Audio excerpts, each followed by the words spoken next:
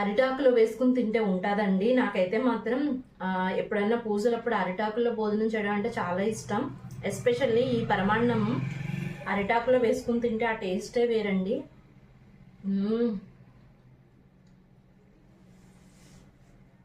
సగ్గుబియ్యం మధ్య మధ్యలో తగులుతా,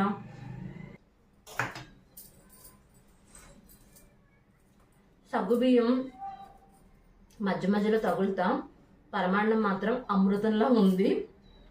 మనం ఒక పక్కన పూజ చేసుకుంటాం, ఒక పక్కన స్టవ్ మీద పెట్టేసుకున్నాం అనుకోండి, ఒక పక్కన ప్రసాదం అయిపోతుంది. అలాగే మనం దేవుడు పటాల దగ్గర అంటే క్లీన్ చేసి ముగ్గు వేసి దేవుడు వస్తువులన్నీ అంటే మొత్తం ఆ పంచపాత్రలు ఇవన్నీ కడిగే లోపలకి మనకి ఇక్కడ పరమాన్నం అన్నది రెడీ అవుతుందండి.